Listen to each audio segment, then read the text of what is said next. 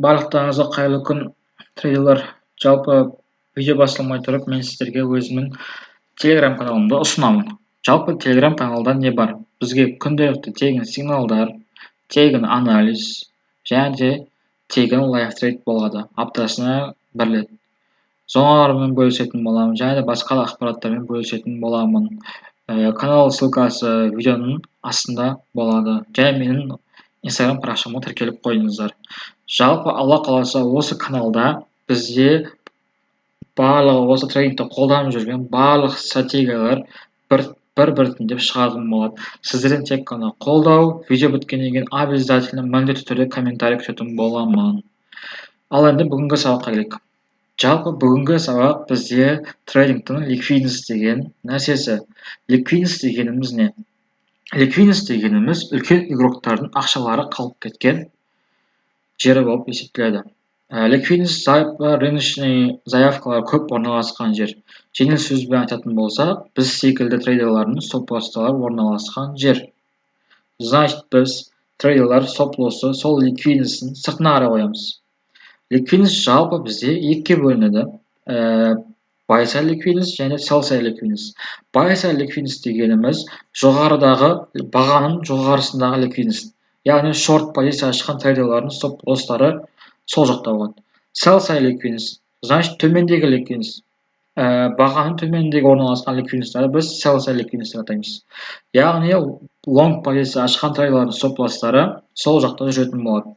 Рынокта көбісі білесіздер, көпшілігі бізде индикатор, уровни, теханализдерді қолданады. Яғни графикті жылжытып отыратын алгоритмді біледі.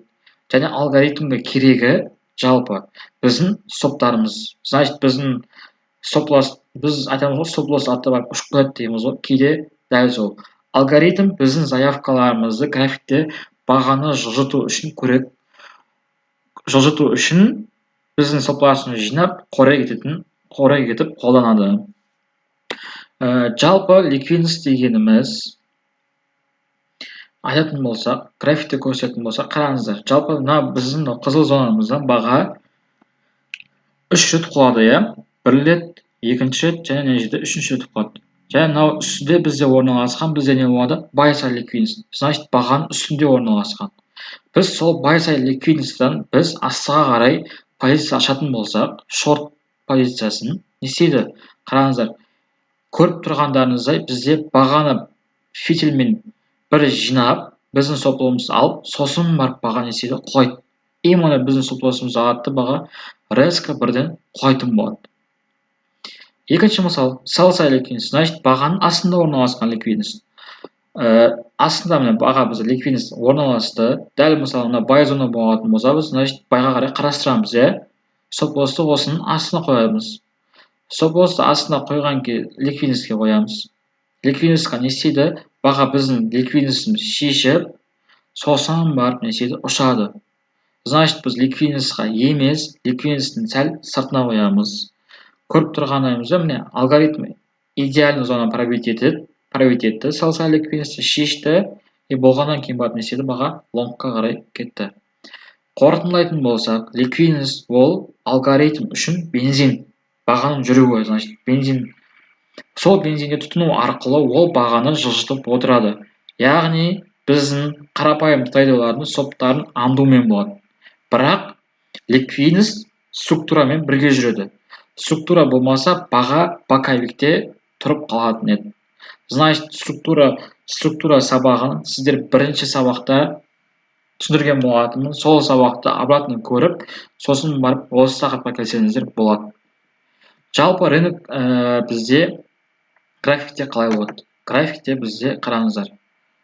Бізде графикте не бар? Свеча бар, Мына жақта бізде свеча бар делік. Свечаның бізде фитильдары бар, көлеңкелері. Ликвидность қақта болады? Осы свечаның көлеңкесі бар ғой, көлеңкесінің ұштарында болады. Ұштарында бізде мына жақта не болады? Ликвидность деп атаймыз осы жерді. Осы жер бізде ликвидность болады. Осымен біздің екінші сабағымыз бітті. Алда келесі үшінші сабақта сіздерге ликвидностьтің түрлерін, түрлерін айтатын боламын.